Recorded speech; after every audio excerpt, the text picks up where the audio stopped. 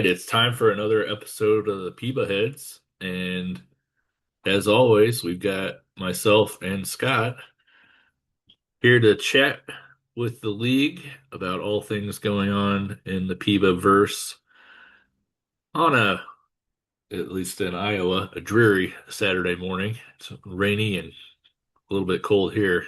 How's it in Ohio? Cooler. We had two good days, really good days. Um, but it's been a little colder this morning. I'm not sure if I think it might warm up again, but we had a number of rainy days, but yesterday was a really nice day.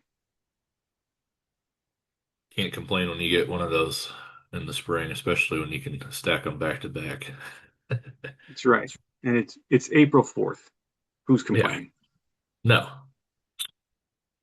I saw some of our counterparts in the Major League Baseball were complaining about weather, and one of the analysts had to tell them that it's not snowing out. Shut up. Yeah, right. True. uh, but anyway, on today's episode, we're going to go over kind of league standings and where teams are at. There are a lot of playoff races that are getting a bit tighter. At the same token, though, we talked before we started the podcast that there were a lot of teams that we expected to be there are there. So we'll get into that. We'll also talk about the international amateur free agent class and some of the signings and moves made by teams during that period. Then we'll get into some league stats and go over some of the players that are are leading different categories there. And if we have time, we might even talk about some of players we've highlighted in the past on the podcast of how they're doing and how teams are doing there. So let's And get into it. it's August 15th in game. So we're getting towards the end of the season. Um, Looking at the standings, I would say, not I know there was a little bit of discussion we had in previous podcasts on how the standings were not exactly how a lot of us predicted earlier in the season, but seems like things are settling out to a fairly predictable arrangement. Like, I don't think anybody would be surprised that Hartford's leading their division, Crystal Lake, Florida. If you look at the Desert Hills, I think at the start of the season, any one of Aurora, Tempe, Palm Springs, or maybe even Reno could have been picked to win the division. So it's a little bit bunched up there. Right now, Aurora's leading. Tempe's got a half game, or Aurora's got a half game up on Tempe. The Ghosts and the Avas. Someone might say, based on last season, that the Ghosts are a little bit of a surprise, but that could have been just a down season for them. And obviously, the reigning champs, the Shinseki Avas, are leading their division, but they're only a half game up on the Ghosts. If you were to pick a division, if I were to pick a division that I'm a little surprised about, it is once again the transatlantic. Um, I was looking at London's history. If you look at their history page, they've been a pretty decent team for quite some time. Um, they made the playoffs the year before last. So if you look at their last, they made the postseason in 35, 36. They missed it in 37. They made it in 38, 39, and 40.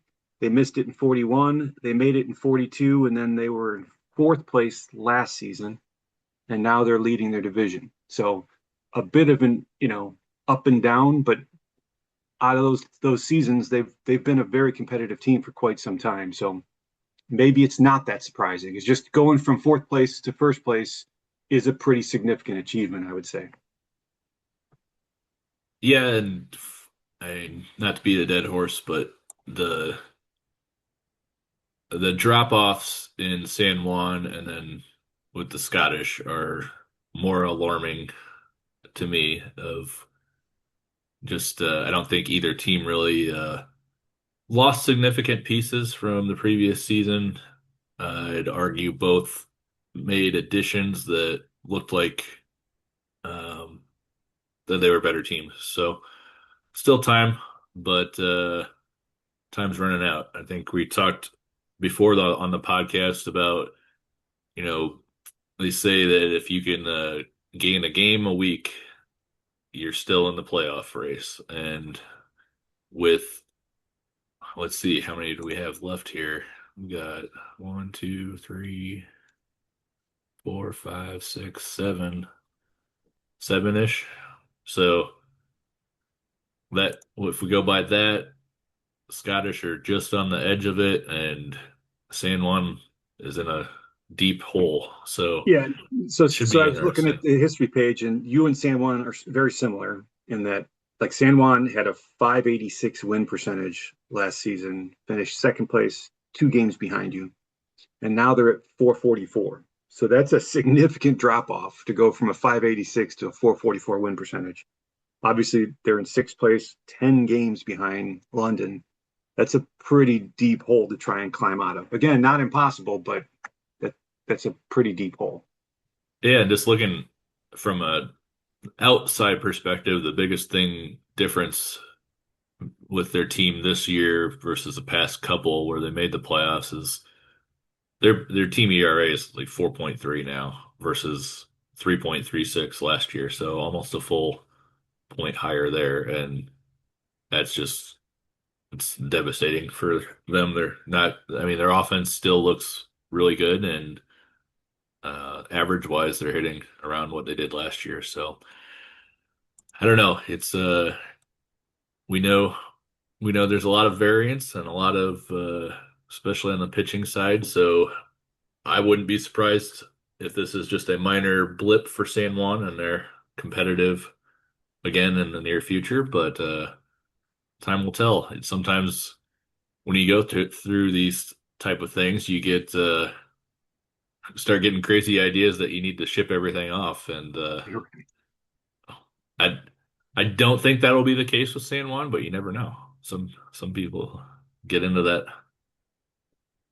that mode, I guess. But Another team I think we should once again highlight is New Jersey. So they went from fifth place last year, 58 and 104. So 358 win percentage, and they are currently at a 556. So that's a 200-point improvement. If you look at their stats, they had a 394 team ERA last year, 358 this year, 236 batting average last year, 261 this year. So um, I know we talked about it before the draft, but acquiring a true ace in the draft is a significant improvement. But they were doing a lot of their winning before D'Antonio came onto the team. So they're fourth in runs scored and fifth in runs against. well, and it also shows once again that especially with the way that our draft pools are now, that you can turn a team around within a few seasons. New Jersey's done it within three, really, of their last playoff appearance, and you could argue that the 2041 season they were still trying to win. They only missed the playoffs by 2 games that year, or in a division that was pretty weak. But you know, it just shows you don't have to get into these full 10 season rebuilds to get back to winning baseball. If you have a plan and you stick with that plan and get a little lucky, everyone needs a little luck. Oh, funny thing on New Jersey, I'm on their homepage and I clicked all the way through their lineup, 1 through 9. None of those players were on their team last year. Greg Ames, looks like Crystal Lake, CLF. Maybe that might be his AAA team. Okay. Yeah, that's his AAA team. So if you go down through and highlight each one of these players, his leadoff hitter, not on the team last year. Maurice Page, not on the team last year. Lawson, not, like, all the way down. Even let's do his rotation. Obviously, D'Antonio was not on his team. Brooks was in his AAA. Uh, his number 3 pitcher, not on his team last year. His number 4 pitcher, not on his team last year. And Oh, his tech, yeah, he was on there not last year, but he was on the 2043 squad for a little So hey, bullpen so guy.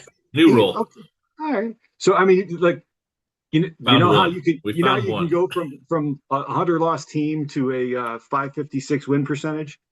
You replace all the crappy players on your 100 loss team. Yeah, and none of these guys are any of these. I know last year the joke was the whole entire rotation was Rule 5 guys. I don't think that that's the case this year. Nope.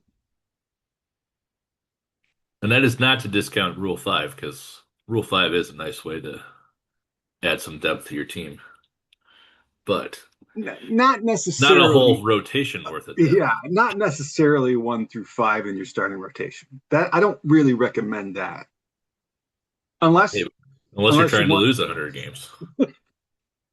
I would argue that it is really hard to lose 100 games as a team that's done it.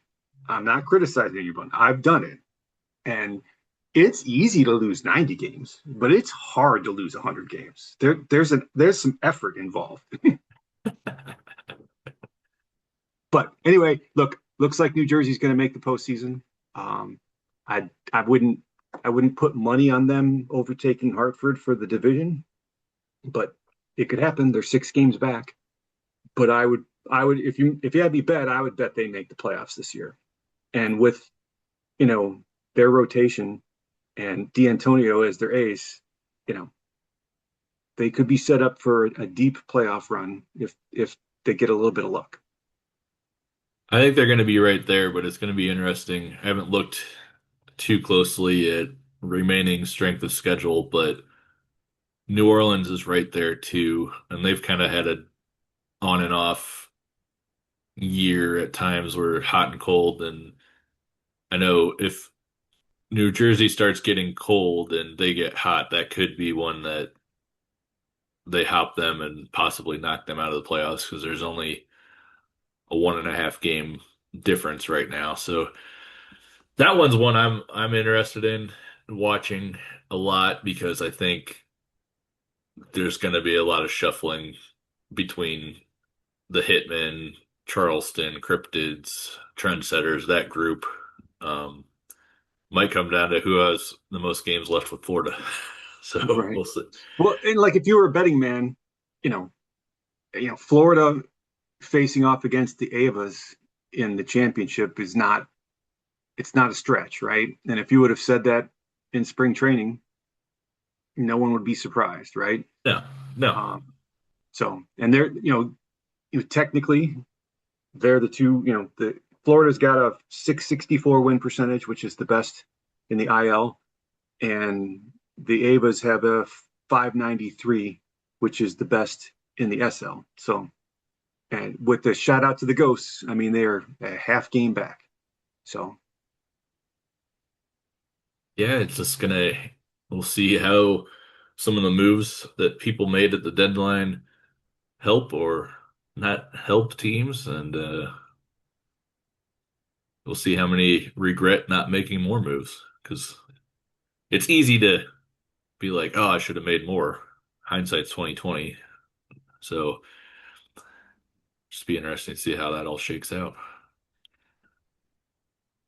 But I think we've covered that enough. We can switch over to the international free agent pool. There's we had our draft. A lot of teams spent money signing players in that, and then we get to the next area of spending money with the trade deadline as a possible way to spend money, but the other one being the international free agent pool, and there were quite a few teams that spent quite a lot of money.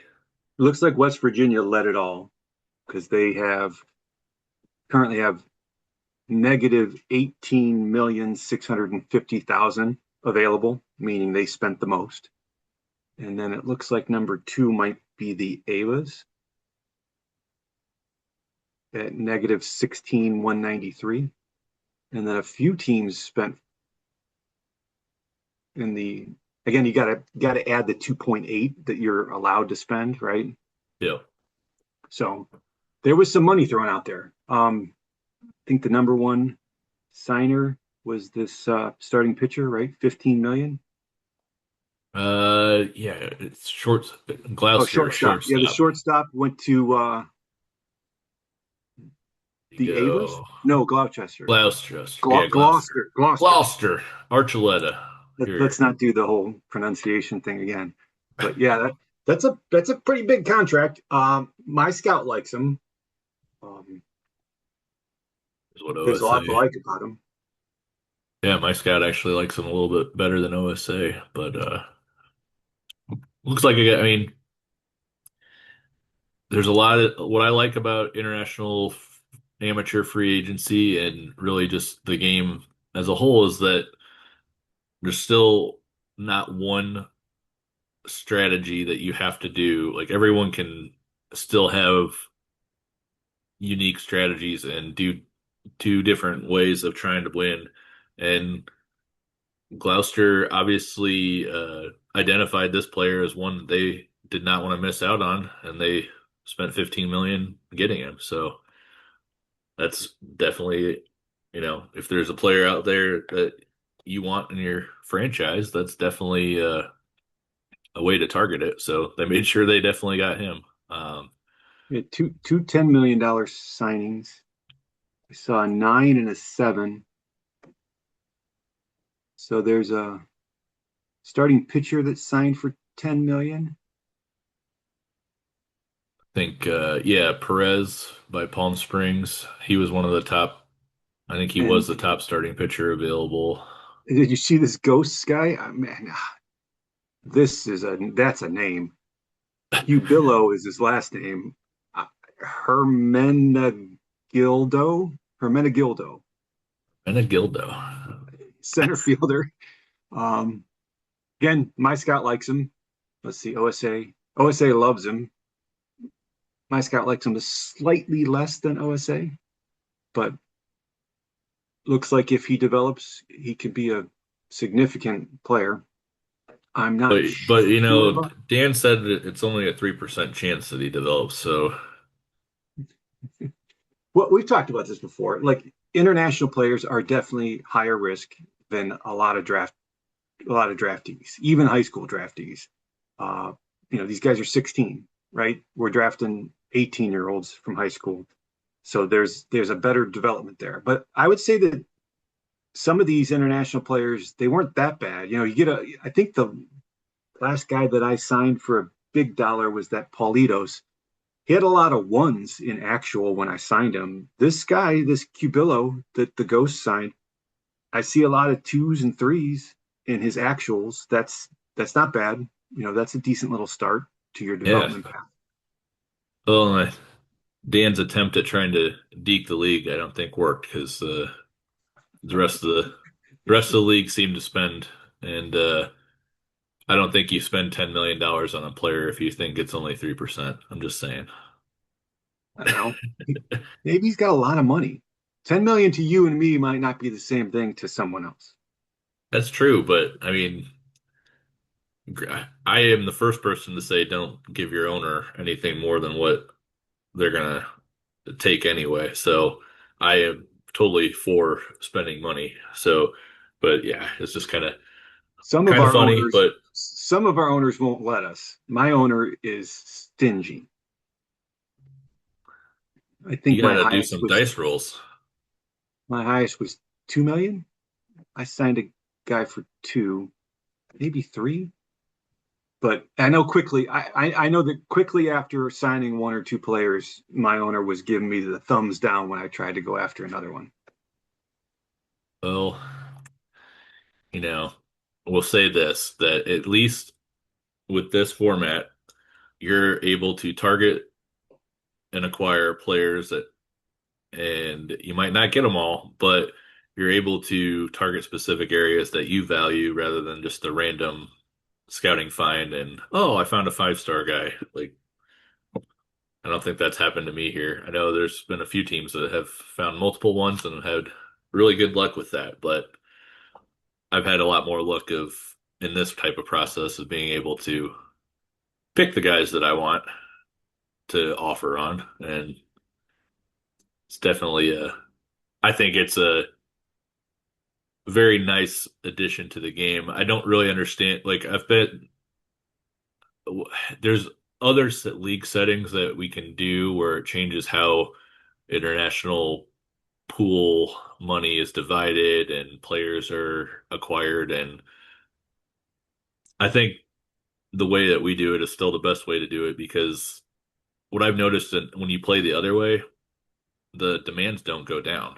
So you have 2.8 or 3 million or whatever it is, but you have every player that's anything good wanting like 2 million of it. So what ends up happening is you basically get one guy and you use your whole entire pool money on one player.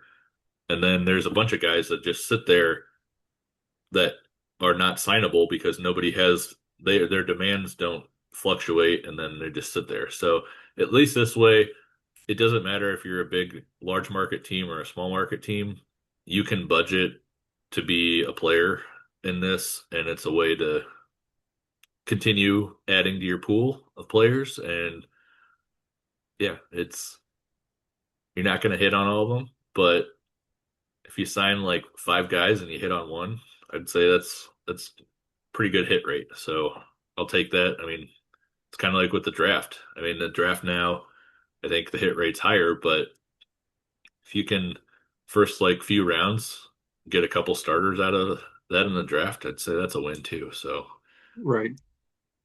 I really I liked what know. West Virginia did in this pool. I thought they were one of the teams that got they spent a lot of money, but I think they got some of the top talent in the pool. I know they beat me out on a player that I was pretty high on. His last name was Shui. He's a shortstop, but he's more of like a second base or third base type of guy. But high contact, pretty good power for an infielder, and I think Greg ended up going like 7 million or something on. Yeah, yeah, 7 million for him. So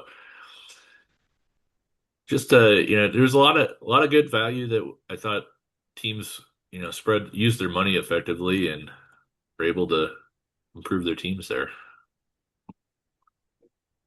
I know you kind of touched on it with your owner, but you were still how many guys were you able to add?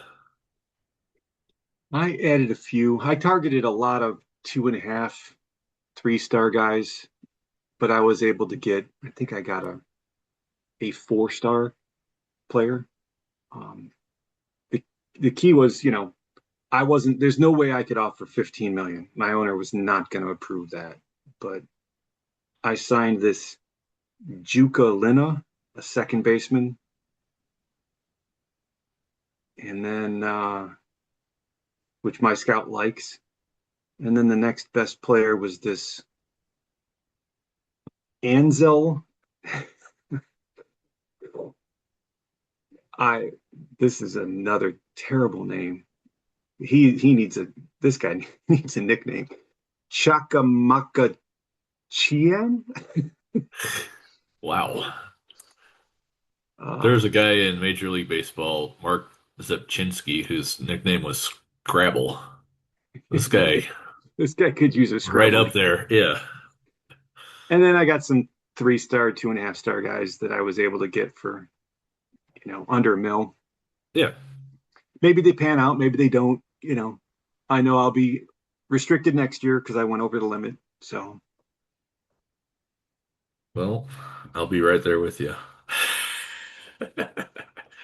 But it's like I said, I will take that any day for the ability to just be able to pick who you want rather than who you right. want to target rather than being stuck just with who your scout randomly finds. All right, let's transition over to highlighting some of the league leaders and stat categories that we tend to follow. So we'll turn it over to you, stats man.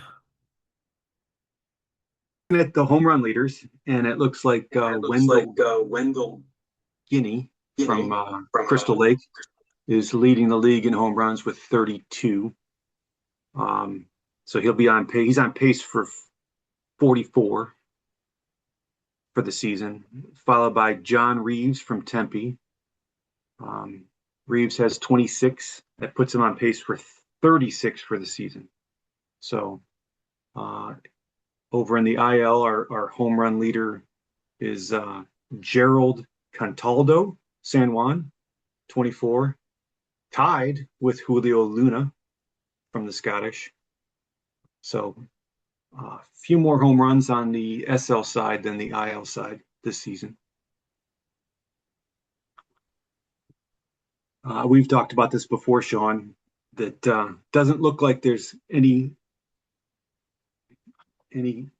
current or soon to be threat to the single season home run leader of 54. I know one of Reno's former players is tied. I keep forgetting who he's tied with, but I know it's a little bit of a point of pride that a Reno player has the single season home run lead at 54. Let's look it up on the And leagues it here. was not in the 2038 or 37 season. The juiced season. Yeah. That's what makes it impressive to me. Not only that he has that record, but that it's see, what year was that? Hold up quick. Garza. Guard. He's tied with Pablo Garza. Not bad. Yeah, there's a bunch. The leader is Boyer and Garza at 54. Boyer did it in 2030. Garza did it in 2038. And the Okay, number so Garza's juiced. so there should be an asterisk next to Garza. So that's why Boyer should be the leader, not Garza. Yeah. Number three is Giampaolo Emiratani. He's got 53. That was the 2038 season also. And then Morimoto in 2016 had 53. Bartolo Mora had 53 in 2036. So Do you we've think we ever touch that ever again? 50, it's been a while. 2038, we had a 50 home run season, had 250 home run seasons. So yeah, I do. Like if you look at the recent draft class, there were some 10 power guys in that draft class. And if you look at the big leagues right now, it's not common to see a 10 power. And when you do, those people are recent draftees, right? So I think you're going to start seeing some increased home run totals as these young prospects start to develop towards their 10 power. I sure hope that's what happens. I hope that the truly elite start showing as elite. There's more separation between your elite power guys, your 9 and 10 types, versus your six types, because it just feels like everything is just bunched now, and the truly elite players are not like getting that bonus or that boost that I think ratings wise they should get. So it should be. I think you're spot on. It should be interesting to see how that dynamic shifts, and if it does shift, or do they become like a high 30 home run guy, and that's what they're valued at. But it should be interesting as most of these guys start. I mean, and they're getting up to the majors quick. Like we just saw in the last draft. I mean, it seemed like half the first round is already on the major league on a PEBA team. So that dynamic could that player pool could definitely flip from a and our league's always been traditionally more of a pitcher's league. So with these power hitters coming in, it's going to be interesting to see what that does to some of the pitching stats too. Yeah, if I switch to OSA, there's a little bit better power numbers. But when I'm at my scout, I don't have any 10. The highest power, I've got some nines. I've got this Mauro Cuevas with Duluth, first baseman. He's rated a 9 out of 10 power, and he's on pace for 22 home runs. So, he's 25 years old, He's been in the league. This will be his third season. But you would think with his power numbers, this guy should be at least a 40 home run hitter. Yeah.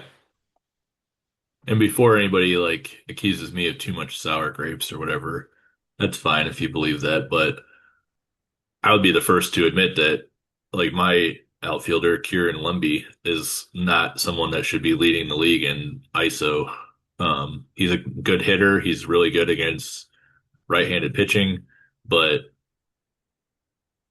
do I think 665 as my scout season should be leading the league in ISO when there are guys with more contact and more power? No, I don't. Like it's a unique little quirk of the season for sure, but I would it would be nice to see when there's good performance by some of these guys if their ratings would adjust upward or downward based on their performance. So let's see how that goes the rest of the way. There's a lot of good hitters in the league, and we're starting to see that them rise up to the levels that we expected. At the end of the season, Vito is not in the league leaders of home runs, but he is leading the league in RBIs. He's up there in slugging and in OPS plus. So not some massive fall out there. I think it's just at some point, you have so many players around you knocking guys in. Uh, your opportunities might be limited, or it'd be interesting to. I haven't looked with Vito to see if walk wise, if his walks are up or intentional walks might be up to kind of understand what's going on there with his home run totals, but should be I don't think Florida's hurting because of it. No, but he's still performing. I mean, he's got a 903 OPS. He's I think it's he's just a doing. natural aging thing with him. Yeah, he's 34. He'll be 35 on October 25th. So he'll start next season at 35 years old. So, it's entirely possible that you see some, decreased production out of a 35-year-old hitter. Yeah, and it kind of started setting in last year. His home run totals dropped from being a 30 plus home run guy down to 23. He's on pace for 22, so falling in line with what he did last year with a terrible 291 batting average and 374 on base percentage. It's terrible. Yeah. Well, two guys that I'd like to highlight. So Jose Martinez,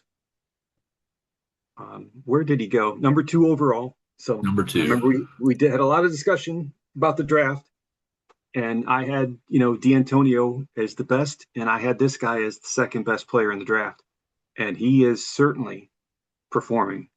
So he no time at all in the minors. He's only got college stats and PEBA stats, and he is posting a 1.272 OPS this year. 132 plate appearances, 115 at bats, and just hitting the cover off the ball. Like he is definitely living up to the hype from the draft. Well, and And he's not just a hitter either. Like he's a lot of corner outfielders are pretty mediocre, average on defense, and he's got a 10 arm. Like he can play in right or left and be a positive contributor on defense too. So yeah, look, it was a it's kind good of pick by Kalamazoo. You have to admit, there were a lot of interesting players at the top of that draft. I know that high school pitcher, you know, looked really, really good potential wise. But this Jose Martinez was just so well developed. I think it was really hard to pass up on him for number two overall. So I think Kalamazoo obviously made the right choice, and this guy is definitely he's proving that breaking. he Yeah. can hit the ball. Another one I want to point out is a draftee from last season, not this season, 2043 draftee that you and I both had high on our list. Uh, I thought he should have gone in the top five, but he ended up going with the 27th overall pick in the 2043 draft, selected by the Ghosts, and it's second baseman Shane Longbottom. This guy is got 163 plate appearances, 146 at bats, and he's got a 1.079 OPS this season. So 22-year-old rookie who spent, you know, a little bit of time. So they drafted him in 43. The Ghosts put him immediately at AAA and started the season at AAA this year. Um, got 196 at bats at AAA, and the Ghosts decided to bring him up. And so far, it looks like a pretty smart decision to put him on the big league roster. Yeah, I know during that draft, you and I kept going back and forth, like, how is this guy Still on the still board. available? Yeah. And I think, when we were talking before the podcast today, you had mentioned, I think that was the pick I traded to Dan that he ended up I, taking. And you're like, it might be. We're not sure. Dan I'm probably not can sure, but confirm, but I think that was my pick. I traded a draft pick, the first overall draft pick, and maybe my second. I traded more than the first in exchange for my current shortstop and catcher to the Ghosts. But I loved this guy in the draft. I know last season you and I, Sean, talked a lot about the draft. I was extremely open with you since I didn't have a first round pick, and I loved this guy. I had him really high on my list, and when he dropped down to the end of the first round, I was pretty surprised. yeah, it looks like in the Mantalara deal, you got Samarakami, Mantalara, and you gave up your first and sixth. So that could have very well been My that first, pick. Yep. yeah. So But yeah, that Longbottom's like everything that you would want out of a middle infielder. He gives you power out of a spot that's not traditionally a power spot. And then he's also really good on defense at second base. I think when we looked earlier, I'll pull it up now, but yeah, in 36 starts, he's got a 4.3 zone rating, efficiency at above one. I mean, 20 double plays so far. Like that's impressive. it's everything you could want. He reminds me a lot of a much younger Eric Nelson that's on the Scottish. This is the type of hitter Nelson was for a lot of his peak years. So if that's the case, then the Rising Sun and the SL is going to have a problem on their hands because I think Dan's got that had that minor hiccup last year, but he was able to add some nice young pieces that are going to be a problem for a lot of teams moving forward. I know there are a couple other guys that we talked about wanting to highlight, and one of the big, I believe he was the number one overall pick from a couple seasons ago, out of Bakersfield, Wes Piper. He's off to a pretty good start to his young career and is leading or up near a lot of the areas that you traditionally look at for a power hitter. I mean, this there was some controversy with this pick when it was made. People saying that why are you taking a first baseman? Why? And well, if you can get 5.7 WAR out of a first baseman, that's why you take a first baseman because he's not just Yeah. another first baseman. Yeah, 23 years old, hitting the ball extremely well. Bakersfield brought him up last season. He ended up getting 573 plate appearances last season and did pretty well, 818 OPS. This year he's improved upon that. He's got an 888 OPS. Clearly a good young hitter that should be around doing some damage for quite some time. And it is interesting when you look at there's a lot of the best performing hitters in the league right now are young, recent draftees. So there might be a quick shift to some of these young players. Going to see them at the top of the leaderboards for a while, I would think. We would be remiss if we didn't talk about our one of the players that I would argue changed a lot of team strategy on how they offer players like this when they enter the league, and that's Carl Burrow. We've talked about him a little bit this season, but he's once again on pace for solid numbers out of a center fielder. looks like 22 home run pace. He's batting 360 for his on base percentage. His OPS plus is 133, and he's on pace for 6 WAR out of a center fielder who's re-signed with Crystal Lake at a pretty, I'd say,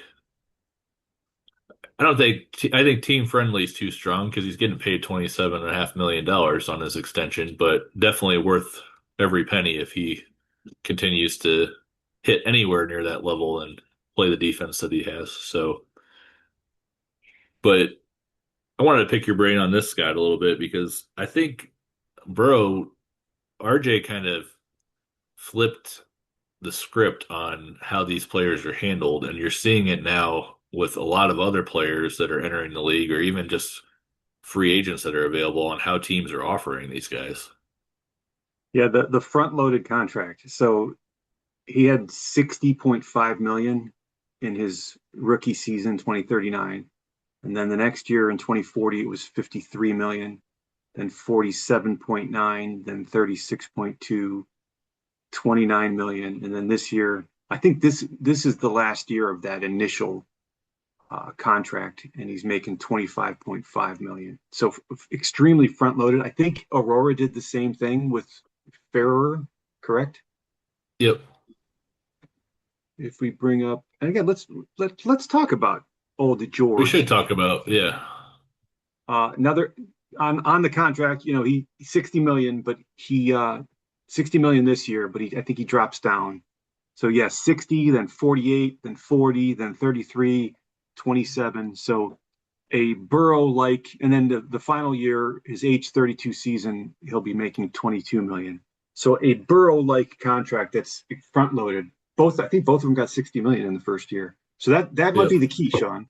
If you're looking to sign one of these guys, you got to give him 60 million the first year. It ends up coming out to be a 38.3 average annual value for the 6 years. So bold But strategy. See and how it works out. as we talked about with the power, Ferrer is one of these guys. If you're looking at OSA, he's got a 10 power. There's not very many players in the league with a 10 power. Now, his contact, his BABIP, and his avoid K are relatively low. But he's got great gap, great power, and a great eye. But,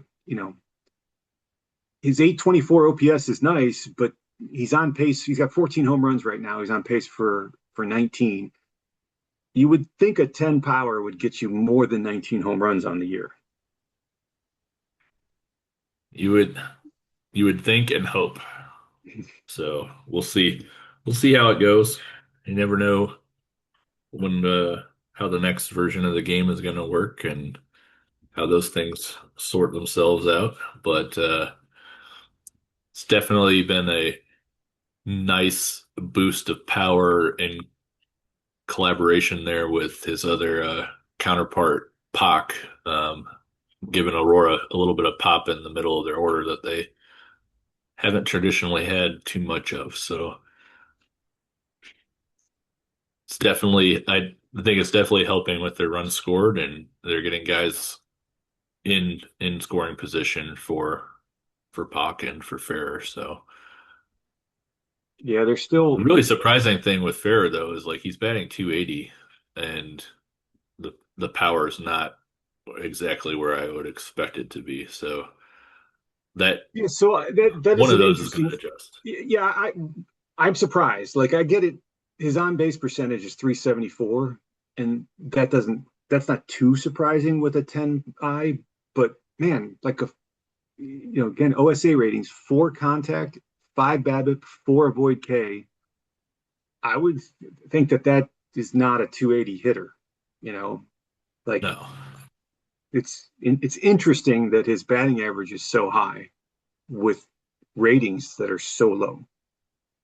I thought that he would be really similar to Luna, my right? third baseman, Luna. Yeah. And it's like if I was getting 280 out of Luna, I'd be thrilled. So For real, yeah. Mike's got to be happy so far with the production. The dollars are dollars. I Yeah, mean, I just we would can get into that debate all day long, but the production I would have wise, expected a higher home run total, really a higher gap. or high doubles. I mean, he's got 17 doubles, 14 home runs, and three triples. I would have expected a higher home run total, a higher doubles total, but a lower batting average. Yeah, so a little bit of trade off there. I would not have expected him to have three triples. Uh, With no that's speed, with absolutely with no no speed. speed, so getting a little bit extra there. But yeah, and seven stolen bases with zero or five stolen bases with zero caught with stealing. with no caught That's stealing. deceptive. Yeah, interesting. That's that's crazy to me. Um, I get league settings and team strategy settings are one thing, but it's not like I've seen some where you have someone with low speed, but their stealing ability is high. So it's like it makes a little bit of sense where you're like, all right, well, he's good at reading a pitcher and he can figure out when an off-speed pitch is going to go and takes his shots. But I don't see that here with Ferrer. So it's definitely an interesting. It's not like five is earth changing, but five and zero is kind of interesting little quirk. Well, if we flip to the pitching side of it, I think that it should be no surprise that if we looked at FIP, the leaders in the league, Bob Brewster has a 235 FIP from Florida. Ernest Smith out of Tempe, 254. And then David Garcia out of Fargo, 268. So those are the leaders in FIP for starting pitchers. Um, on just the ERA side, Henry Freighters from Toyama. It's got a 2.29 ERA. And then uh, the first baseman slash starting pitcher, Henry Dahlman from not San Antonio or not Cleveland. I'm sorry, the Cleveland Cryptids. Cleveland, yes, yes. 235 ERA for Dahlman. So pretty interesting there. That's just wild, wild production. Yeah, I think his FIP is worse if you look at so he's not necessarily benefiting from oh wow, Cleveland's got him as his number five starter, interestingly enough. But Let's yeah, see, he's got a 235 ERA. 3.27. Yeah. Yep. So there's definitely benefiting there from some of the defense behind him, but that's what you got to do. You got to take advantage of those type of things. His No big hitting is surprises. kind of crazy too.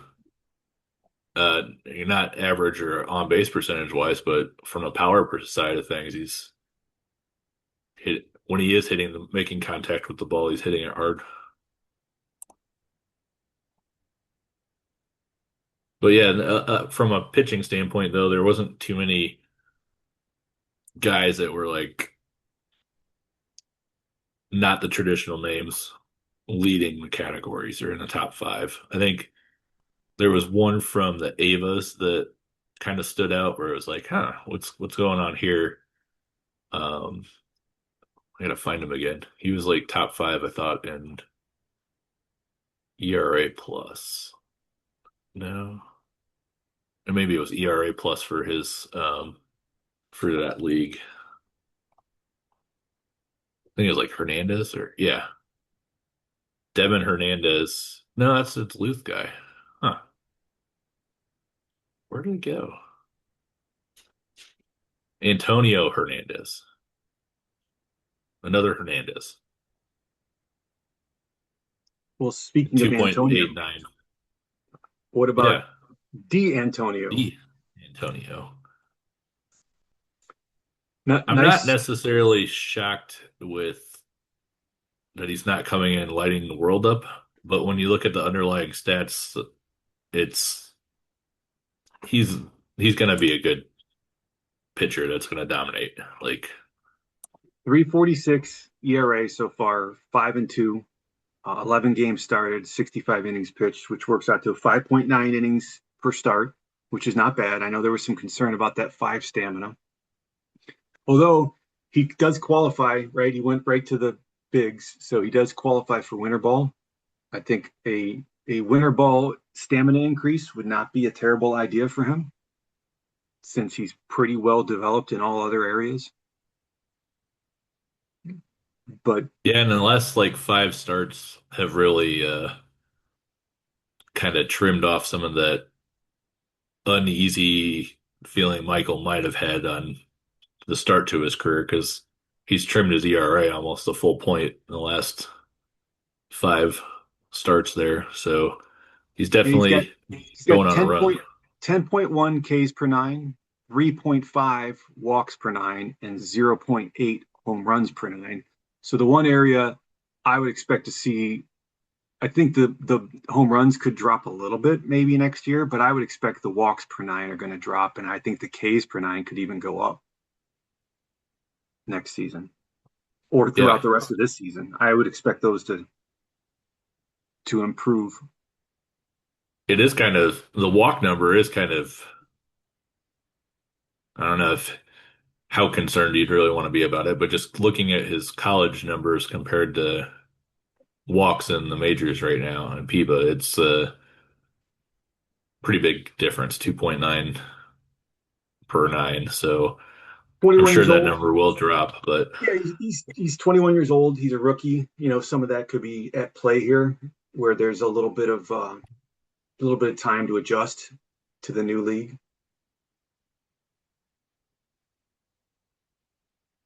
definitely is going to be a major part of if New Jersey can hold on and get a playoff spot this year. Right? I wouldn't want to face him in the playoffs. No, especially a short series.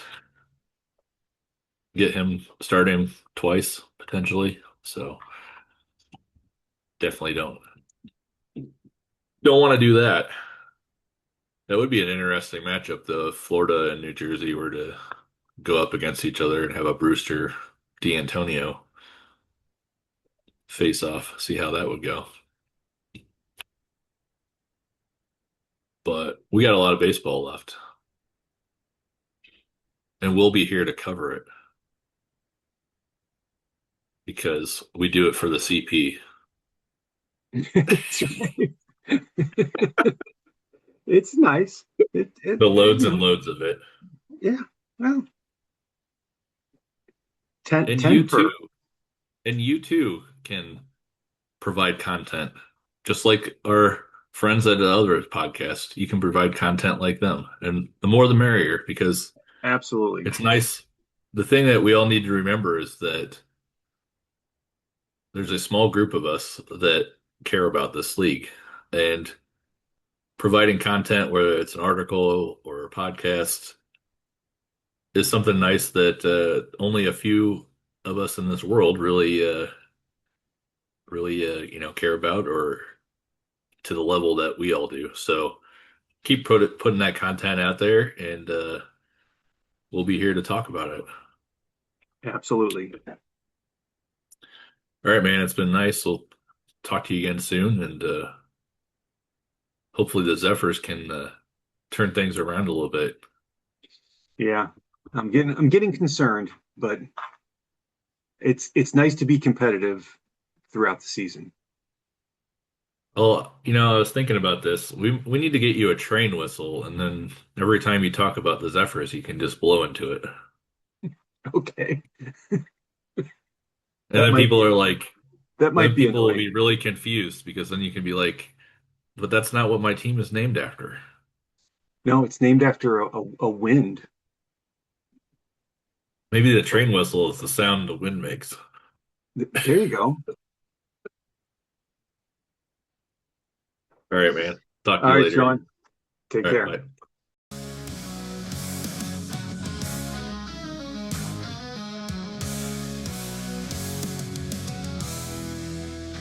From the lakes of Duluth to Havana's warm breeze, Reno's desert lights glow where the crowds ever free. Shinseki's wars with the bats held high. Yuma's sandlot dreams touch the wide open sky. Palm Springs breathes the heat where the sun always shines. 32 teams united, crossing every line. From the dirt to the diamond, we're chasing the call.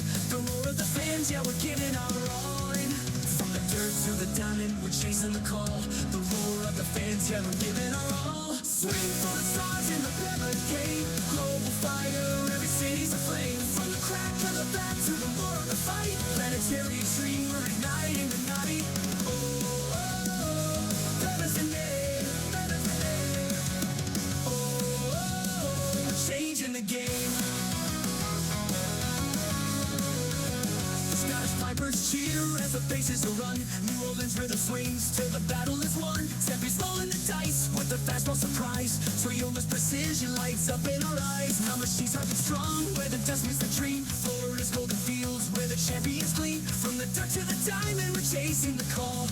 The roar of the fans, yeah, we're giving our all. From the dirt to the diamond, we're chasing the call. The roar of the fans, yeah, we're giving our all. Swing for the stars in the barricade. Global fire, every city's aflame. From the crack of the back to the roar of the fight. Planetary extreme, we're igniting the night. Oh, oh, oh, better than air, better than air. Oh, oh, oh, we're changing the game. 32 dreams, one world, one fight. From dusk till dawn, we're burning so bright. Every pitch, every hit, every play in the zone. The Planetary Baseball Alliance, we're never alone. From the fields to the stands, hear the planet unite. PEBAheads the spark and we're taking flight. Swing for the stars in the barricade. Global fire, every city's aflame. From the crack of the back to the roar of the fight. Planetary extreme, we're igniting the night. Oh, oh, oh, better than air, better than air. Oh, oh, oh, we're changing the game. So raise up your gloves, let the banners fly high. From San Juan to Kalamazoo, we're reaching the sky. Planetary Extreme Baseball Alliance, where the legends are born. Swing for the stars, let the world hear our roar.